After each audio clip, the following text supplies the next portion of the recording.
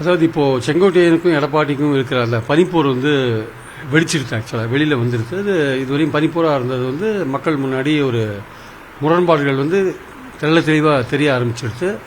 So செங்கோட்டையனை பொறுத்த மட்டும் வந்து அவர் எம்ஜிஆர் காலத்திலேருந்தே ஒரு தலைவராக இருக்கார். அவர் தொடர்ந்து ஜெயலலிதாவுடைய நம்பிக்கையை பெற்றிருந்தார். கடைசி காலகட்டத்தில் ஜெயலலிதாவுக்கு அவருக்கு ஒரு சின்ன பிரச்சனைகள் வந்தப்போ நம்பிக்கை இழந்திருந்தார்ன்றது உண்மை. அதுக்கப்புறம் சசிகலா வந்ததுக்கப்புறம் மீண்டும் அமைச்சர் பதவி ஏற்றார். அவர் வந்து ஒரு சீனியர் மோஸ்ட் லீடராக இருக்கிறதுனால அவருடைய எதிர்பார்ப்பு என்னவாக இருந்ததுன்னா, எடப்பாடி அவர்கள் வந்து தன்னை கன்சல்ட் பண்ணுவார், பல்வேறு விஷயங்களை கன்சல்ட் பண்ணுவார்னு எதிர்பார்த்தார். அவர் கன்சல்ட் பண்ணலை. எடப்பாடியோட பாயிண்ட் என்னென்னா, அவருடைய சீனியராக இருக்கிறவர் வந்து அவர் வந்து நம்மளை மீறி அவங்க அரசியல் பண்ணிடுவாங்கன்னு எடப்பாடிக்கு ஒரு பயம் இருக்கிறதுனால செங்கோட்டையனை ஓரங்கட்டியே அவர் வச்சிருந்தார். ஸோ அந்த அத்திக்கடவு அவிநாசி திட்டத்தில் வந்து விவசாயிகள் பாராட்டு விழா நடந்த போது மேடையில் வந்து எம்ஜிஆர் படம்லாம் இல்லை, ஆக்சுவலாக ஜெயலலிதா படம் இல்லை. அதனால் வந்து செங்கோட்டையன் கேள்வி கேட்டார், ஏன் தலைவர் படம் இல்லை, அம்மா படம்லாம் இல்லைன்னு கேள்வி கேட்டார். அது மட்டும் இல்லை, இப்போ வந்து எடப்பாடி யாத்திரையை துவங்கின போது அவருக்கு அழைப்பே கொடுக்கல. ஸோ நடுவில் வந்து இடையில வந்து அவருக்கும் எடப்பாடிக்கும் ஒரு பனிப்போர் போயிருந்த போது இவர் பாஜக தலைவரில் போய் பார்த்தார். அதுக்கப்புறம் அவங்க ரெண்டு பேருக்குள்ள முற்றிலும் வந்து தொடர்பு எல்லைக்கு வெளியிலே அவர் போயிட்டார். ரெண்டு பேருக்குள்ள கான்டாக்டே கிடையாது. ஸோ இந்த சூழலில் அவர் முற்றிலும் அவர் ஒதுக்கப்பட்ட நிலையில் இருக்கும்போது தான் இப்போ வந்து இந்த விஷயத்தை அவர் ஆரம்பிச்சிருக்கார். அவருக்கு வந்து பலவிதமான முரண்பாடுகள் இருந்தால் கூட அவருக்கு ரெண்டு விதமான ஆப்ஷன்ஸ் தான் நான் பார்க்குறேன். ஆக்சுவலாக வந்து ஒன்று வந்து எடப்பாடியை எதிர்த்து ஃபைட் பண்ணி அவர் ஒரு சர்வாதிகாரமாக நடந்துக்கிறாரு, அவர் யாரையுமே கன்சல்ட் பண்ண மாட்டேன்றாரு, சீனியர்ஸை மதிக்க மாட்டேன்றாரு, கட்சியை வந்து ஒன்றுபடுத்த விரும்ப மாட்டேன்றாரு, கட்சியை வலுவில்லாமல் வச்சிருக்காரு, பிரிந்து போனவர்களை சேர்க்க மாட்டேன்றாரு அப்படின்ற ஒரு விஷயங்களை அவர் எடுத்து வைக்கிறதுக்கான வாய்ப்பு இருக்குது. அதே சமயம் கொஞ்சம் சாஃப்ட் டோனில் போகும்போது கட்சியை வந்து ஒன்றுபடுத்தணும், பிரிந்தவர்களை ஒன்று சேர்க்கணும் அப்படின்ற மாதிரியான ஒரு விஷயத்தை சொல்கிறதுக்கு வாய்ப்பு இருக்குது.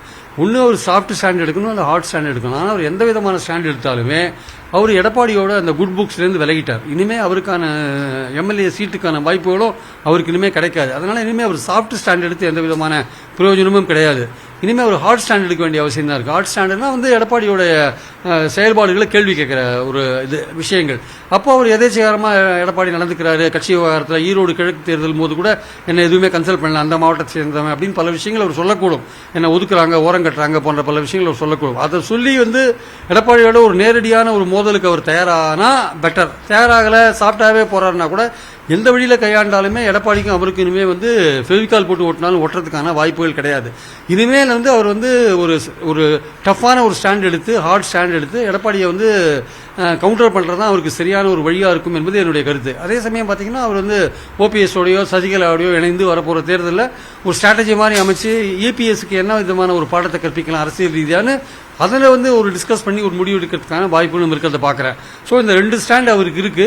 ரெண்டு ஸ்டாண்டில் எது எடுத்தாலுமே அவர் இபிஎஸோட மீண்டும் ஒட்ட முடியாது. ஸோ அவர் நாளைக்கு அவர் என்ன ஸ்டாண்ட் எடுக்கிறாரு அப்படின்றத பொறுத்து இருந்தால் பார்க்கணும். ஆக்சுவலாக குறிப்பாக இப்போ நாளைய செய்தியாளர் சந்திப்பு அப்படிங்கிறது வந்துட்டு அதிமுகவில் இருக்கக்கூடிய மற்ற மூத்த நிர்வாகிகள் வந்து இவருக்கு ஆதரவு கொடுப்பாங்க அப்படின்னு இல்லை, அவருக்கு எதிர்பார்த்த ஆதரவு கிடைக்கிறதுக்கான வாய்ப்புகள் இல்லை. அவர் கூட அந்த மாவட்டத்தில் அந்த ஒன்றியத்தில் இருக்கிறவங்க அவர் கூட இருக்கலாமே தவிர தமிழ்நாட்டில் ஒட்டுமொத்தமாக ஆதரவு தெரிவிப்பாங்கன்னா இங்கே ஒன்று அங்கே ஒன்று அவருக்கு ஆதரவு இருக்கக்கூடும். ஒரு ஒட்டுமொத்தமாக பெரிய ஒரு ஆதரவு அப்படின்ற வாய்ப்புகள் இப்போ அது இருக்கிறதுக்கான சான்ஸ் இல்லை. அதுக்கு என்ன காரணம்னா, தேர்தல் வரப்போறதுனால அமைப்பு ரீதியாக எடப்பாடி பலமாக இருக்காரு. ஸோ தேர்தல் வரும்போது அங்கே இருக்கிற ஒன்றிய செயலாளரோ இல்லை மாவட்ட செயலாளரோ இல்லை வட்ட பகுதி செயலாளரோ விலகி வரதுக்கான முடிவு எடுக்க மாட்டாங்க. இல்லை செங்கோட்டையனை போயிட்டு அவர் கூட சேர்றதுக்கான முடிவு எடுக்க மாட்டாங்க. ஏன்னா தேர்தல் என்பது வந்து கீழே இருக்கிற நிர்வாகிகளுக்கு வந்து வெறும் ஓட்டு கேட்குற விஷயம் மட்டுமல்ல, அது நிதி, தேர்தல் சம்பந்தப்பட்ட பணம் சம்பந்தப்பட்ட விஷயம்.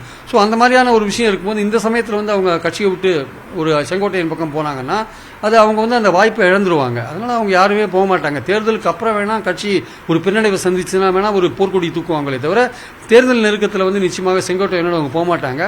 செங்கோட்டையன் வந்து ஓபிஎஸோட சசிகலாவோட சேர்ந்துட்டு அவர் வந்து ஒரு அதிமுகவுக்கு எதிரான சில நடவடிக்கைகள் எடுக்கலாமே தவிர செங்கோட்டையன் பின்னாடி தனியாக அணிதரல்வாங்கன்னா அதுக்கான வாய்ப்புகள் ரொம்ப ரொம்ப குறைவு. குறிப்பா அதிமுகவினுடைய பொதுச் செயலாளரா எடப்பாடியே சொல்லி ரொம்ப நாட்கள் ஆயிடுச்சு. இத்தனை நாட்கள் இல்லாம தற்போது செங்கோட்டையன் இந்த முடிவு எடுப்பதற்கான காரணம் என்ன? இந்த ஒரு அதிருப்தி அப்படிங்கிறது இப்ப வருவதற்கான காரணம் என்ன சார்? பாஜகவோட கூட்டணிக்கு அப்புறம் வர்ற மாதிரி பார்க்கப்படுது. இல்லை, அவர் பாஜக கூட்டணிக்கு அப்புறம் தான் வர்றாரு. ஏன்னா பாஜக தலைவர்களை அவர் சந்திச்சிருக்காரு, நிர்மலா சீதாராமன் அவர் சந்திச்சிருக்காரு. அப்போ அவர் வந்து சந்திச்சதோட காரணம் பாஜக அப்போ அவரை என்கரேஜ் பண்ண காரணம் என்னன்னா, அப்போ எடப்பாடிக்கு ஒரு பயமுறுத்தல் உண்டாக்குறதுக்காக அவரை வந்து என்கரேஜ் பண்ற மாதிரியான ஒரு தோற்றத்தை கொடுத்தாங்க.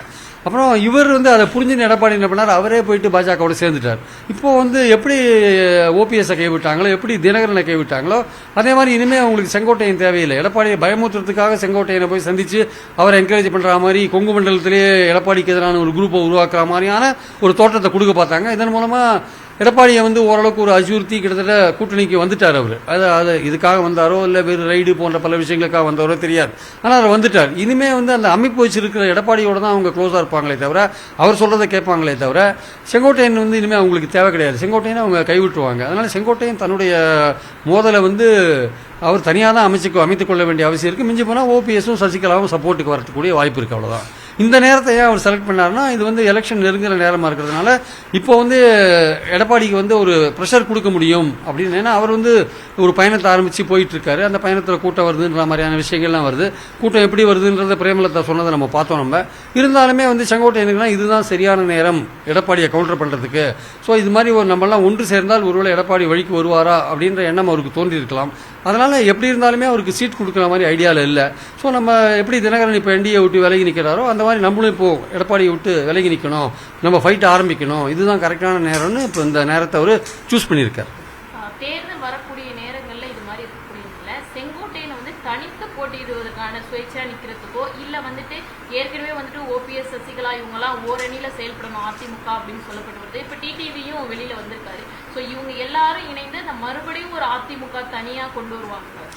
இல்லை, அவங்க தரப்பில் பேசினப்போ அவங்க என்ன சொல்றாங்கன்னா, எடப்பாடி ஒற்றுமையை விரும்பாத எடப்பாடி, அதிமுக பலவீனமாக போவதை பார்த்து கொண்டிருக்கும் எடப்பாடி, அவருக்கு வந்து ஒரு பாடத்தை கற்பிக்கணும் அப்படின்றதான் அவங்க நோக்கமாக இருக்கு. அவங்க என்ன நினைக்கிறாங்க, அதிமுகவை தோக்கடிக்கிறதன் மூலமாக தான் எடப்பாடிக்கு ஒரு பாடத்தை கற்பிக்க முடியும், அப்பதான் கட்சியை அவர்கிட்ட மீட்க முடியும்னு அவங்க நினைக்கிறாங்க. அப்போ அந்த நிலைமை எப்போ வரும்னு பார்த்தீங்கன்னா, உங்களுக்கு வந்து அதிமுகவை யார் தோக்கடிக்கிறாங்கன்னா, அதிமுகவை தோக்கடிக்கிற வலிமை வந்து திமுகவுக்கு மட்டும்தான் இருக்கு. அது விஜய்க்கு இருக்கான்னு சொல்ல முடியாது. அவருக்கு என்ன செல்வாக்கு இருக்குன்னு இதுவரையும் நமக்கு தெரியாது. ஸோ அப்போ திமுக தான் தோக்கடிக்கணும். திமுகவில் போய் நேரடியாக அவங்க சேருவாங்கன்னா திமுகவில் சேர்றதுக்கான வாய்ப்புகளும் கிடையாது. ஏன்னா திமுகவில் இவங்க சேர்ந்தாங்கன்னா அதிமுக தொண்டர்களோட ஆதரவு இவங்க இழந்துருவாங்க. அதனால இவங்க என்ன மேக்சிமம் பண்ணக்கூடும் அப்படின்னு அவங்க வட்டாரத்தில் பேசிக்கிறது என்னன்னா, எங்கெங்க அதிமுக போட்டி போடுதோ அங்கெல்லாம் நம்ம குழுவாக சேர்ந்து அமைஞ்சுன்னு நம்ம வேட்பாளர் நம்ம நிறுத்தி அதிமுக போகிற ஓட்டுக்களை பிரித்து அவங்கள தோக்கடிக்கணும். நம்மளால தோக்கடிக்க முடியாது, ஆனா அதிமுகவுக்கு போற ஓட்டுக்களை பிரிக்க முடியும் நம்மளால. அதன் மூலமா அவங்கள தோக்கடிக்கிறது மூலமாக எடப்பாடிக்கு ஒரு பாடத்தை கற்பிக்கணும்னு தான் அவங்க ஒரு பிளான் போட்டு வச்சிருக்காங்க. அது இனிமேல் போற போக்கில் ஒருவேளை பாஜக உள்ள பூந்து ஏதாவது ஒரு சமாதான முயற்சிகளில் ஈடுபட்டு எல்லாரையும் ஒன்றிணைக்கிறாங்களா இல்லையான்றது வர டிசம்பர் மாதம் தெரியும். அது நடக்கலைன்னா இந்த மாதிரியான ஒரு அட்டம்ப்டை வந்து இந்த சசிகலா, ஓபிஎஸ், தினகரன், செங்கோட்டையன் இவர்கள் எடுப்பதற்கான வாய்ப்புகள் இருக்கிறது ஆக்சுவலாக.